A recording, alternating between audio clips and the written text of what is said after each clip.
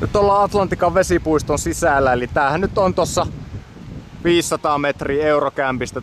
Tulin tänne ihan toiseen reunaan. Tossa on tommonen pari suoraviivasta liukumäkeä ja tossa on tommonen, me käytetään semmosia liukurialustoja ja parhaat aina jaksaa sit liukua tänne asti tohon asfaltille nätisti tietenkin. Tuolla on pari kivaa pyöreitä liukumäkeä, niiden takana pari suoraa taas. Tässä on tämmönen pieni, tää on ihan lasten juttu, tässä ei mitään ihmeellisyyksiä. Nyt on hyvä päivä, 30 astetta mittarissa. Tuolla on meidän pieni ryhmä, ne ottaa tosta yhden aurinkotuolin, pitää pikkasen muutama euro maksaa, käytössä koko päivä. Ja jäävät varmaan sopivat, että kamat siihen ja yksi jää aina vahtimaan tavaroita ja muut voi käydä tuolla sitten nauttimassa pikkusen vesileikeistä. Tässä sitten Atlantikan keskusaukio. Vähän auringonottopaikkoja. Siinä on tommonen pyöreä kahvila.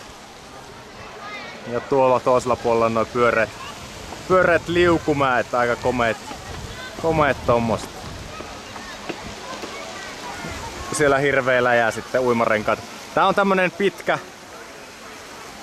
Toi vesi virtaa tossa periaatteessa noin.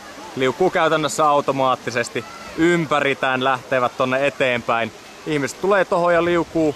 Melkein vois sanoa, että varmaan parikymmentä minsaa menee, kun tää kiemurtelee koko tän läpi tän paikan sitten ihan rauhassa tuolta lähtee menee tuolta takaa.